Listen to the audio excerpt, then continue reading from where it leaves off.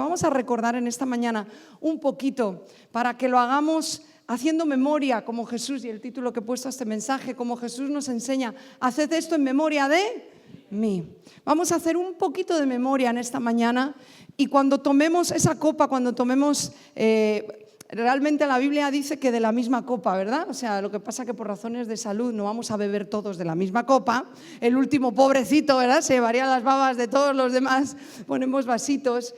Pero la sangre de Jesús, que fue derramada por ti y por mí, Él nos dice, y su cuerpo, ese pan que nos recuerda a su cuerpo molido, Él nos dice que recordemos ese acto y lo tomemos para hacer memoria.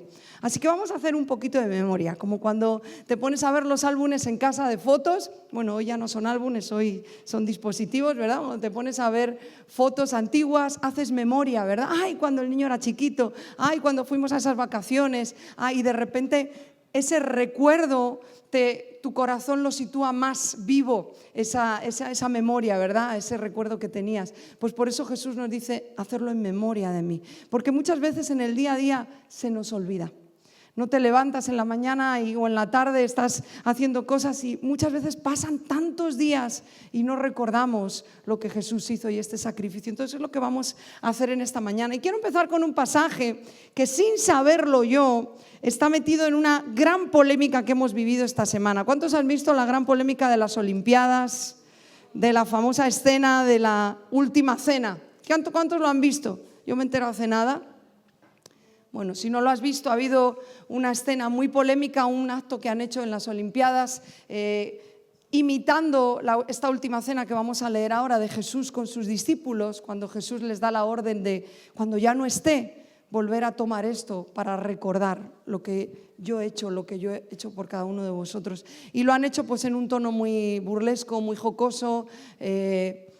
Bueno, creo que si no lo has visto, googléalo o ponlo ahí en YouTube y ahí lo vas a poder encontrar. Entonces, sin saberlo, pues yo había elegido este pasaje, así que no lo he hecho aposta, pero vamos a recordarlo en Lucas 22. Y vamos a establecer lo que realmente sí pasó ese día. No hay burlas, hay reverencia con lo que pasó ese día y con lo que Jesús está anunciando. No podemos tener un corazón así, en ese sentido, burlarnos, porque esto es bien reverente, ¿verdad? Este acto y lo que Jesús aquí nos dijo que recordáramos. Vamos a leerlo en Lucas 22, del 7 en adelante. Dice así. Me sigues ahí en la pantalla si quieres, en Reina Valera. Dice: llegó el día de los panes sin levadura, en el cual era necesario sacrificar el cordero de la Pascua. Era la fiesta, ¿verdad?, de los panes sin levadura y la fiesta de la Pascua. Y Jesús envió a Pedro y a Juan diciendo: id, preparadnos la Pascua para que la comamos. Ese cordero que había que preparar, esos panes, ir y prepararlo. Era como Jesús muy insistente, era un día importante y él insistió en hacerlo bien, esa cena. Ellos le dijeron: ¿dónde quieres que la preparemos? Y él les dijo: he aquí, al entrar en la ciudad, os saldrá al encuentro un hombre que lleva un cántaro de agua. Seguidle hasta la casa donde entrare. Y decid al padre de familia de esa casa: el maestro te dice, ¿dónde está el aposento donde he de comer la Pascua con mis discípulos? Quizás Jesús lo había preparado días antes, quizás había hablado con este dueño de esta casa en Jerusalén, quizás no, quizás fue algo que él sabía que así iba a pasar, pero parece un poquito elaborado, preparado. Versículo 12. Entonces él os mostrará un gran aposento alto, ya dispuesto, preparadle allí la Pascua. Fueron pues y hallaron como les había dicho y prepararon la Pascua. Cuando era la hora, se sentó a la mesa y con él los apóstoles y les dijo: cuánto he deseado comer con vosotros esta Pascua antes que padezca. Fíjate el tono que Jesús está aquí usando, ¿verdad? Era una noche muy importante por varias cosas que iban a pasar. Porque os digo que no la comeré más hasta que se cumpla en el reino de Dios. Y habiendo tomado la copa, dio gracias y dijo: tomad esto y repartidlo entre vosotros, porque os digo que no beberé más del fruto de la vid hasta que el reino de Dios venga. ¿Sabes que un día en esas bodas tomaremos ese vino con Jesús todos juntos, ¿verdad? De nuevo, y Jesús le estaba diciendo: esta es mi última vez aquí en la tierra, lo tomaremos en la eternidad. Dice, versículo 19: y tomó el pan y dio gracias y lo partió y les dijo diciendo: este es mi cuerpo que por vosotros es dado, haced esto en memoria de mí. De igual manera, después que hubo cenado, tomó la copa diciendo, es la segunda vez que toma la copa. La costumbre en las cenas de la Pascua era tomar 4 veces de la copa. Y entre copa y copa leían un salmo establecido. Recordaban pues lo que Dios había hecho sacándoles a su pueblo del desierto, cómo les libró de los egipcios. Y hay salmos que hablan sobre eso. Entonces tomaban un poquito de la copa, leían un salmo, después comían, después tomaban otro sorbito y leían un salmo. Era la costumbre. O sea, no te asombre que aquí fuera varias veces que bebieran de la copa y Jesús aprovechó para explicar pues todo lo que iba a acontecer. Dice, versículo 20, de igual manera, después que hubo cenado, tomó la copa diciendo, esta copa es el nuevo pacto, es mi sangre, que por vosotros se derrama. Mas he aquí, la mano del que me entrega está conmigo en la mesa. A la verdad, el Hijo del Hombre va según lo que está determinado, pero ay de aquel hombre por quien es entregado. Entonces ellos comenzaron a discutir entre sí, como no, ¿verdad? Los discípulos siempre tenían algún pleito ahí seguro. Comenzaron a discutir entre sí quién de ellos sería el que había de hacer esto. El Evangelio de Lucas es el que menos habla sobre el tema de Judas, sobre la traición. Los demás evangelios, esta cena lo que más narra es sobre la traición que va a ser de Judas, pero me gusta este evangelio porque lo que más narra son la conversación, las emociones un poco ahí de Jesús. Jesús está como excitado, exaltado, diciendo, esta es mi última cena con vosotros, la siguiente la tomaremos en un día final y está Jesús viendo todo el panorama que los discípulos ahí no entienden. Pero en medio de esto él usa una palabra que es con la que quiero empezar y ser breve para poder tomar el pan y el vino. Él dice en el versículo 20, esta copa es el nuevo pacto.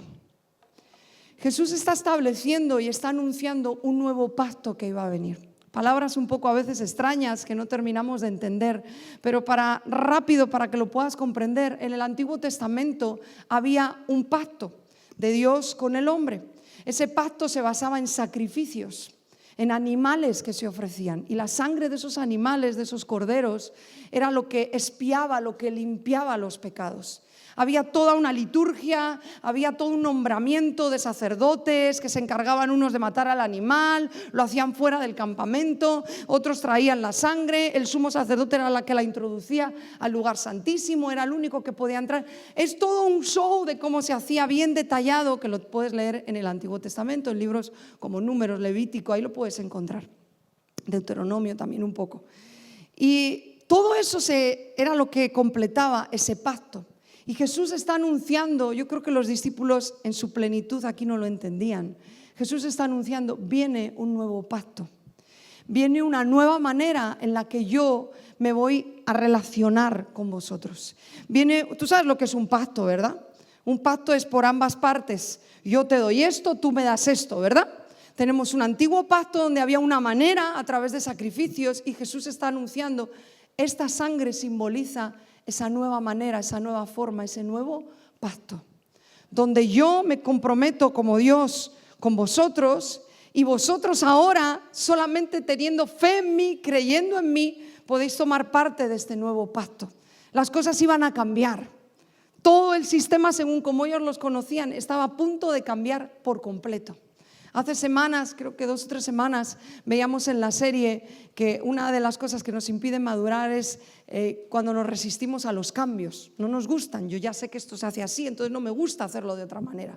Y Jesús aquí estaba trayendo el mayor de los cambios. Estaba revolucionando, estaba a punto de revolucionar todo el sistema, según ellos lo entendían. Y ese nuevo pacto costaba de esa sangre que significa... ese vino, que es la sangre de Cristo, y ese pan que simbolizaba el cuerpo de Jesús. Ahora quiero decirte 4 cosas muy rápidas, porque cuando lo tomemos tiene que ser con entendimiento. Tenemos que saber cuántos beneficios hay en esa sangre que aunque fue derramada hace tantos años, es como que sigue viva hoy, sin el cómo, sigue viva hoy, está vigente hoy, sigue activa hoy. Y tenemos que tú y yo conocer esos beneficios de esa sangre para que caminemos cada día bajo esa sangre. Esto no es solo hoy que lo recordamos, hacemos memoria, recordamos esa cruz, recordamos esta cena que acabamos de leer, recordamos ese momento también. Jesús ya estaba empezando la agonía, venía a la cruz, momentos después fue entregado. O sea, Jesús sabía lo que le venía. Lo ves en la lectura, ves a un Jesús ya excitado en sus emociones, en el sentido de agonía. Él sabía lo que llegaba ahora. Es bueno recordarlo, es bueno hacer memoria de eso. No podemos olvidarnos en nuestro día a día de esa sangre y de ese pan que representa su vida entregada por cada uno de nosotros. Entonces, muy rápido, quiero decirte muchos más, pero 4 de esos beneficios de esa sangre, para que cuando hoy la tomes sea bajo una revelación de lo que es esa sangre. No solamente sí, Jesús vino, Jesús murió, no.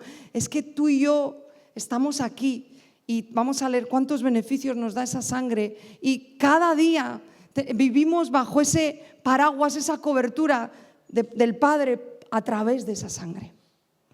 Recordarlo cada día es una necesidad, vivir bajo esa revelación también es una necesidad. Entonces, número 1, la primera cosa que nos da acceso a esa sangre nos limpia de la culpa.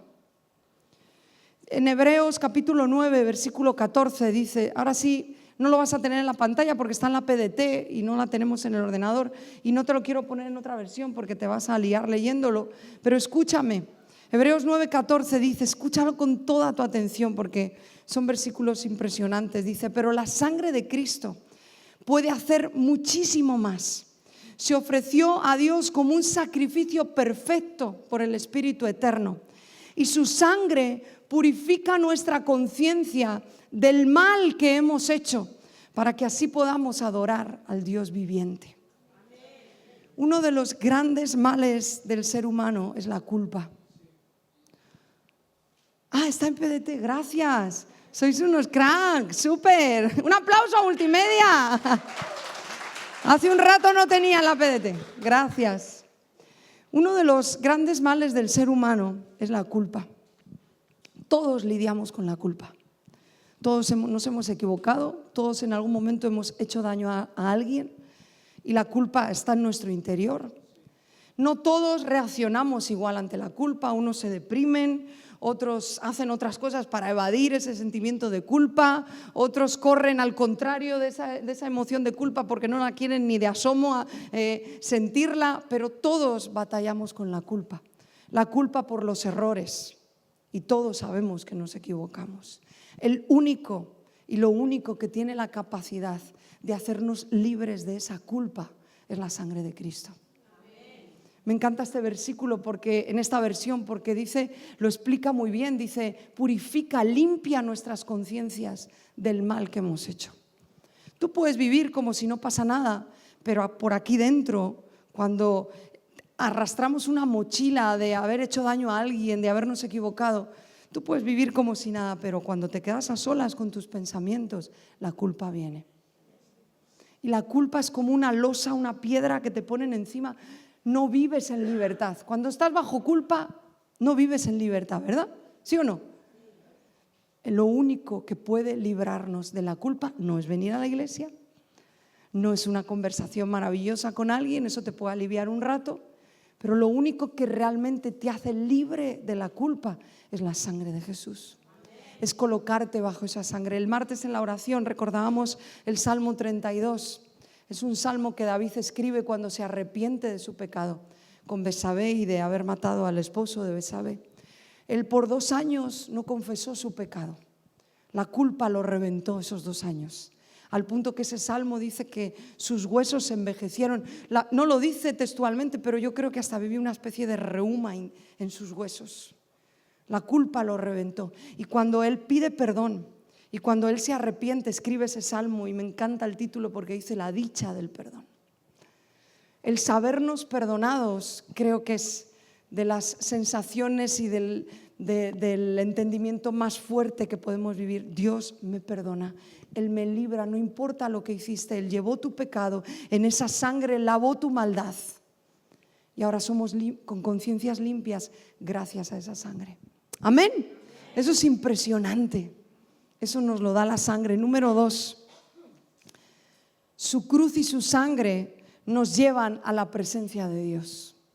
Y lo leemos también en Hebreos 10, del 19 al 20.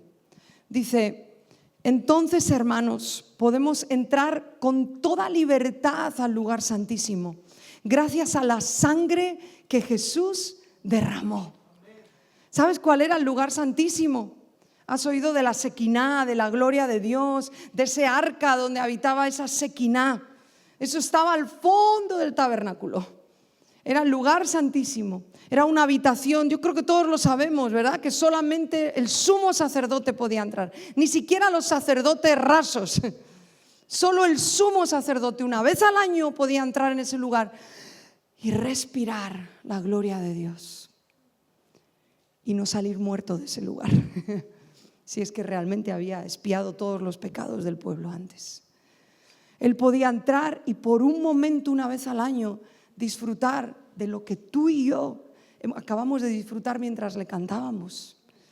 ¿Cuántos mientras le cantábamos ha venido la presencia de Dios sobre tu vida en esta mañana? Eso es gracias a la sangre de Cristo. Ese privilegio estaba en ese lugar nada más. Es un Dios santo. No sé si lo entiendes. Su gloria está llena de majestad, santidad. O sea, Él quería mostrar y revelarse a un pueblo como un Dios santo, puro al 100%. Por eso solamente esa persona ese ratito al año podía entrar, porque Él quería mostrarse a su pueblo, un pueblo que no le conocía. Y Él decía: yo soy santo, yo no tolero el pecado, pero gracias a la sangre de Cristo hoy tú y yo tenemos acceso. Te lo voy a volver a leer esta primera frase. Entonces, hermanos, podemos entrar con toda libertad al lugar santísimo. ¿Gracias a qué? A la sangre de Cristo Jesús. Hoy puedes ir por la calle y experimentar la presencia de Dios. No solamente por fe creer que Él está, que también, sino puedes experimentar su presencia.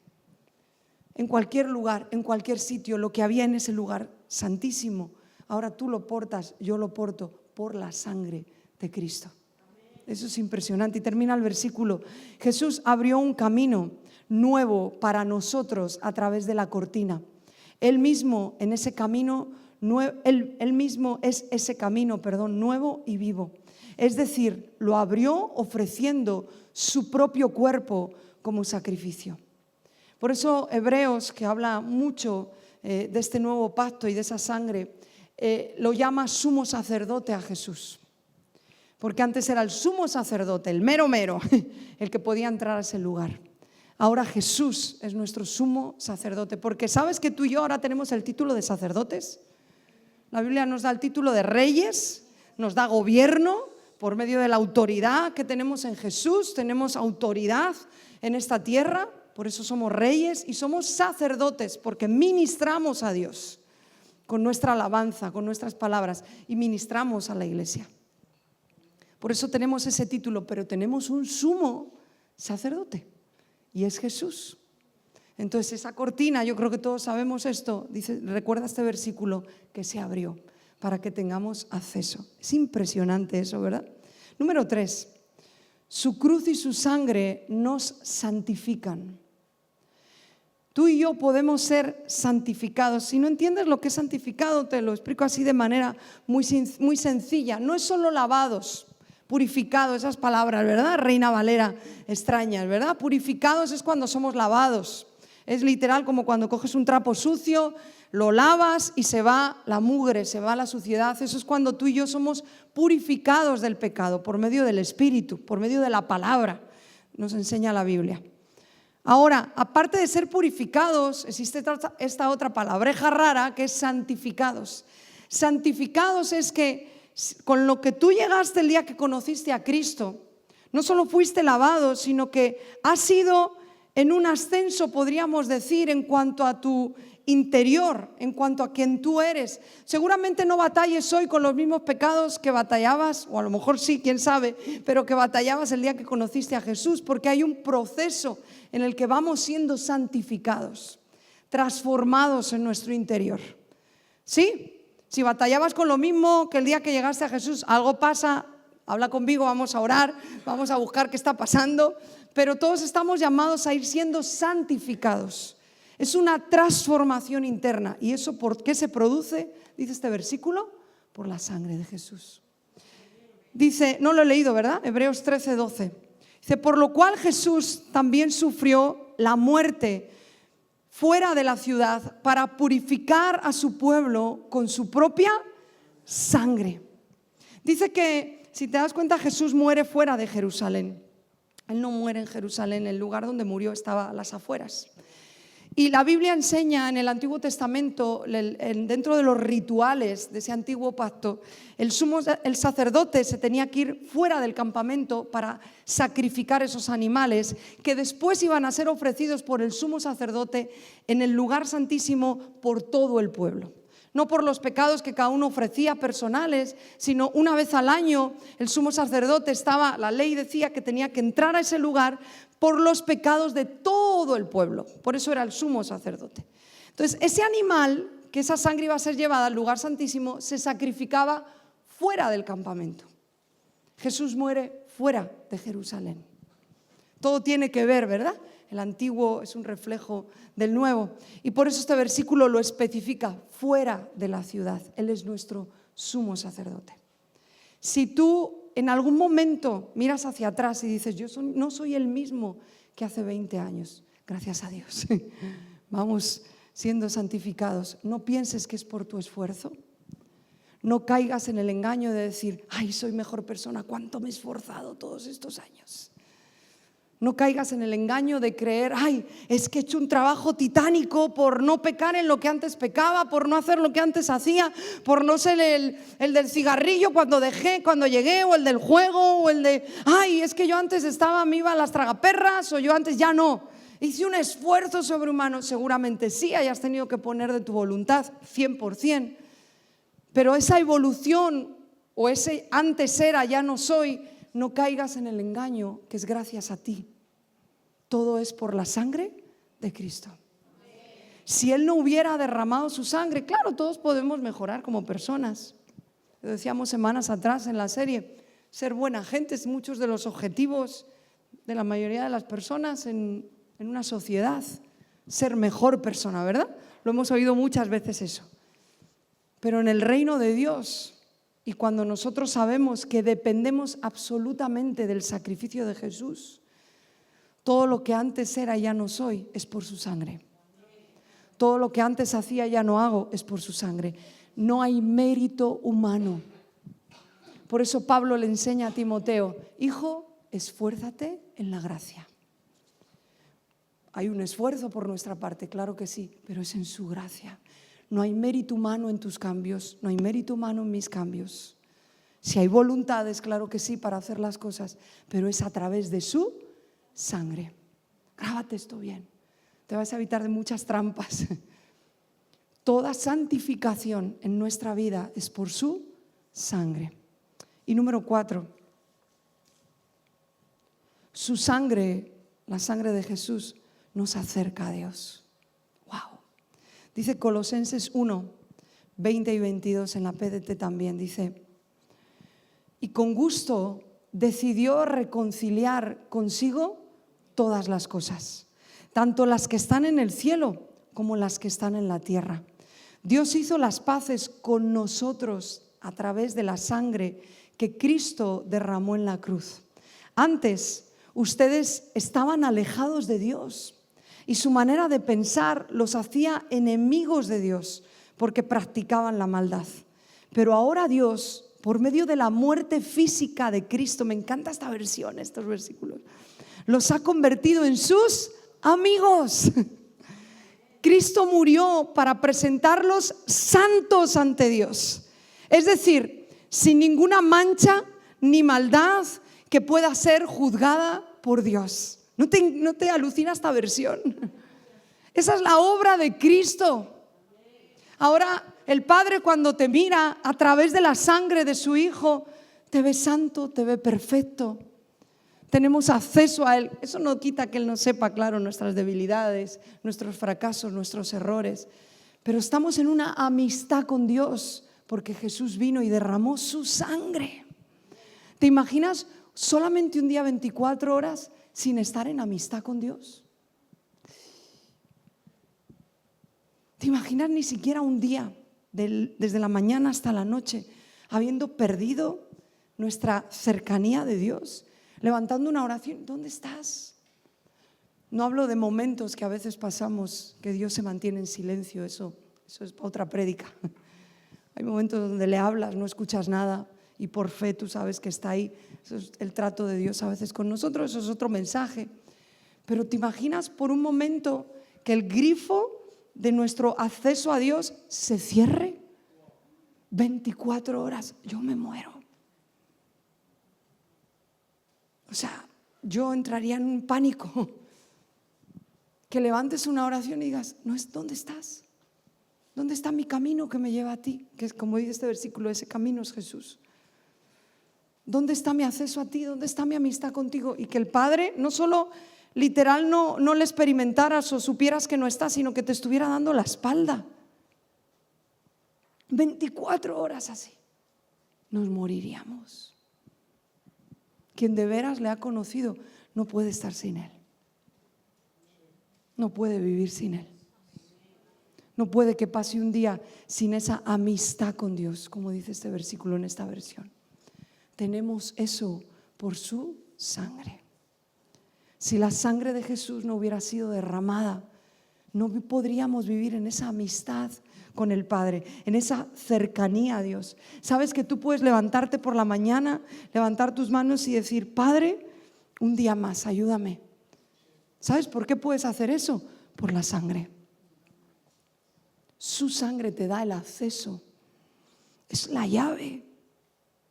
O sea, imagínate si es importante recordar esa sangre. Imagínate si es importante ser conocedor de lo que ese cuerpo molido y subido a esa cruz y habiéndose dejado clavar en esa cruz y esa sangre derramada nos da a cada uno de nosotros. Si no fuera por eso, toda nuestra vida cambiaría. Y quiero, Josu, ¿me ayudas? Quiero terminar con, no lo he dicho multimedia, pero si lo pueden buscar, Isaías 53, en la Reina Valera, y con esto poder tomar el pan y el vino juntos. Isaías capítulo 53, que como sabes, pues es una profecía sobre el sufrimiento que Jesús iba a padecer.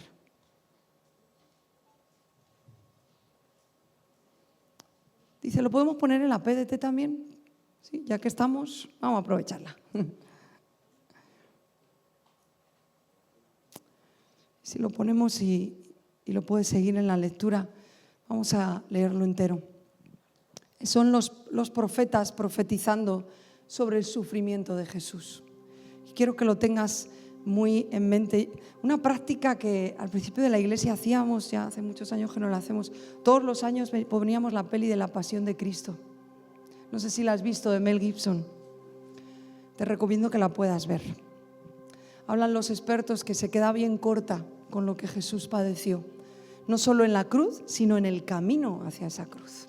Y recuerdo los primeros, pues lo hicimos por 3-4 años, ¿no, David? Por lo menos. Cada año teníamos un día donde poníamos, éramos bien poquitos, poníamos esa película. La habremos visto pues eso 5 o 6 veces. Cada año era un impacto de nuevo con lo que Jesús sufrió, porque tú y yo tengamos vida. O sea, no solo es que se dejó clavar, se dejó escupir, se dejó ser injuriado al más alto nivel. Y tú y yo nos enfadamos porque en el trabajo te dicen, tú te has llevado ese informe. No, yo no he sido, siempre piensas que soy yo. Ya por eso ya tenemos el día, ¿verdad? Enfadados. Sobre Jesús dijeron todo tipo de mentiras, todo tipo de blasfemias. Y dice este pasaje que es impresionante, que como oveja fue en silencio. Todo el camino que él fue a la cruz no abrió su boca. Solo tenía que levantar su mirada y decir, tú estás en adulterio, tú has robado, tú has hecho esto, ¿qué me condenas? Solo tenía que levantar su mirada, conocía los pecados de todos.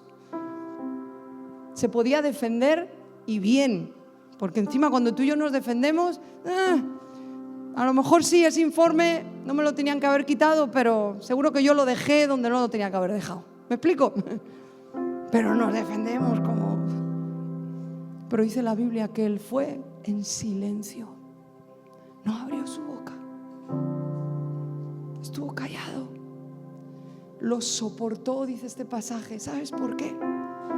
Por el gozo que había en Él de ver esto. Esto. Mira a tu alrededor. Mira hacia atrás. Mira al que tienes al lado. No me hagas la niña del exorcista así girando toda la cabeza, ¿no? Gira el cuerpo, por favor. Si alguien gira así la cabeza, es la niña del exorcista, qué miedo, ¿verdad? Que los de staff se lo saquen, ¿verdad? ¿Ves esto? ¿Lo ves? Esto es la iglesia. Y eso es lo que Jesús tenía en su mente cuando dijo: por el gozo que tenía delante, esto, señores, soportó el sufrimiento. Tú y yo fuimos el gozo que Jesús tuvo en su corazón para soportar la cruz. Has tenido a veces momentos de dolor, pero sabes que lo de después es bueno, te ayuda a soportarlo, ¿verdad? Venga, voy a pasar esto, pero sé que después hay ese gozo, hay esa alegría. Esto es lo que Jesús tenía en su mente. Vamos a leerlo y a recordarlo. Dice: ¿quién realmente creyó lo que oímos? ¿Quién vio en ello el gran poder del Señor? Creció delante de Dios como un retoño, como una raíz en tierra seca. Nadie vio que Él era el Mesías. Era un niño corriendo por Nazaret. Nadie lo reconoció. No había en Él hermosura, no había en Él majestad, como para que nos fijáramos en Él. Imagínate lo que describe aquel profeta, el aspecto de Jesús al ir a la cruz. No había en Él nada atrayente como para que nos gustara. La gente lo despreció y hasta sus amigos lo abandonaron. Era un hombre lleno de dolores y conocedor del sufrimiento, y como alguien a quien otros evitan. Lo despreciamos y no pensamos que fuera alguien importante. Verdaderamente, Él soportó todos nuestros sufrimientos y cargó con nuestros dolores. Aunque nosotros pensamos que Dios lo había castigado, golpeado, afligido, en realidad Él fue traspasado debido a nuestra rebeldía. ¿Sabes que Él fue traspasado, verdad? Por esa lanza y por esos clavos. Fue magullado por las maldades que nosotros hicimos. El castigo que Él recibió hizo posible nuestro bienestar. Tú hoy estás ahí bien. Hace un poquito de calor, pero estás bien, ¿verdad? Eres perdonado. No importa lo que hiciste ayer, eres libre de esa culpa. Estás ahí bien, disfrutando de un ambiente de la presencia de Dios. Seguramente ahora el Espíritu Santo te esté recordando cuánto Él te ama. Estás ahí sentado recordando el amor de Jesús, en un bienestar interno, porque ya no cargas con tu culpa, porque ya no cargas con tu pecado. Estás en un bienestar porque eres mucho mejor de lo que eras hace 2 años. Ya no estás con el cigarrillo, ya no estás con las tragaperras, ya no estás con la depresión. Eso se llama bienestar. Ya, pero tengo problemas. Sí, todos los tenemos. Pero vives en un bienestar, libre de culpa, libre de cargas, porque Él las pagó. Tú puedes estar ahí hoy sentado bien, porque Él sufrió por cada uno de nosotros. Dice: todos nosotros nos habíamos perdido como ovejas, cada uno agarró su propio camino, pero el Señor cargó en Él todo el castigo que nosotros merecíamos. Hablan los teólogos que por eso el Padre tuvo que mirar hacia otro lado. No era posible mirar a su Hijo en ese momento cargando todos los pecados de la humanidad. Qué fuerte, ¿verdad? Yo creo que hablan también teólogos que eso fue tan doloroso para el corazón de Jesús, esos instantes de separación del Padre. Dice, lo trataron cruelmente y lo torturaron, pero él se mantuvo humilde y no protestó. Permaneció en silencio, como cuando llevan a un cordero al matadero y como cuando una oveja guarda silencio ante los que los trasquilan. Después de que lo arrestaron y condenaron, se lo llevaron. ¿Y a quién le importó lo que le iba a pasar? Porque a él lo quitaron del mundo de los vivos, lo mataron por los pecados de su pueblo y murió solo. Su mamá, Juan, ¿recuerdas cómo le hace el encargo a su mamá y viceversa? Pero murió solo. Hasta sus discípulos más cercanos. Qué fuerte, ¿verdad? Pero a nosotros nos llena la popularidad, el que todos me aplaudan, ¿verdad? Pero nuestro Señor murió solo y no le importó, porque nos amó tanto. Dice, lo enterraron al lado de criminales y en una tumba de ricos. Y aunque él nunca fue violento ni engañó a nadie, pero el plan del Señor era que lo quebrantaran. Él hizo que fuera tan débil después de ser ofrecido como sacrificio por el pecado. Él verá a sus descendientes, alargará su existencia y la voluntad del Señor prosperará a través de él. Después de esos terribles sufrimientos, él verá la luz. Y fíjate, este es el gozo. Aquí dice, la Reina Valera dice gozo, lo que te decía antes, pero aquí dice, se sentirá satisfecho con todo lo que experimentó. Mi siervo que siempre hace lo justo salvará a muchos y cargará con el pecado que merecían las maldades de ellos. Por lo tanto, yo haré que esté al lado de los grandes y que comparta el botín con los poderosos, porque él se entregó voluntariamente a la muerte. Fue tratado como un criminal, pero en realidad él cargó sobre sí el castigo que muchos merecían. Y ahora él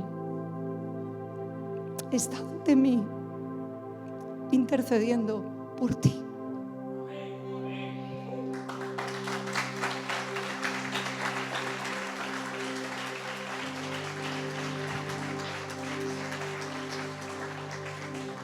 ¿Por qué no recordamos esto cada día? Puedo saltar, no literalmente, pero puedo saltar en mi interior libre. Libre. Y tú puedes pensar, es que tú no sabes lo que yo hice, es que tú no sabes cómo yo defraudé, es que tú no sabes el nivel de maldad en el que yo estuve. Dios te hace libre por su sangre. Podemos disfrutar de tantas cosas porque Él vino y derramó esa sangre. Así que vamos a hacer algo juntos. Vamos a tomar este pan y este vino, pero lo vamos a hacer juntos, porque como he empezado diciendo, lo que nos une es su sangre. Mira al que tienes al lado. Si es tu marido o tu mujer, pues míralo también. Con más razón vas a decir, si es verdad, somos totalmente diferentes, ¿no? Si es tu marido o tu mujer, lo vas a decir con más razón. Somos uno de aquí y otro de allí, ¿verdad? Y si no le conoces, pues alguien diferente a ti. Seguramente en otro lugar no hubieras acabado sentado al lado de esa persona.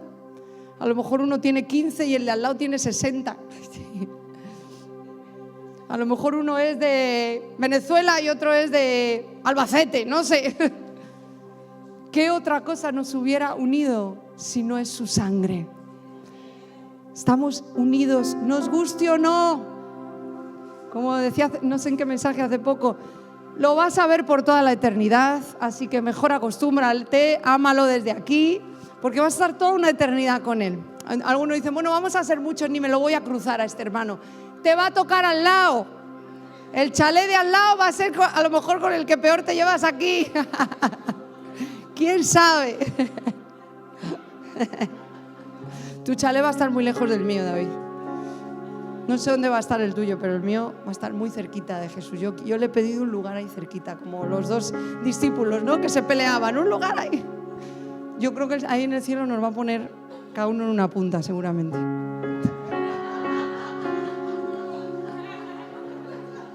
Y así de lejos nos saludaremos. ¡Eh!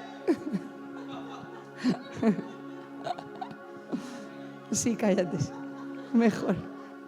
Pero mi chale va a ser más grande, eso tenlo por seguro, ¿eh?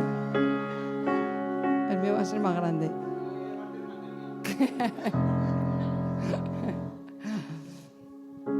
Estamos juntos por su sangre.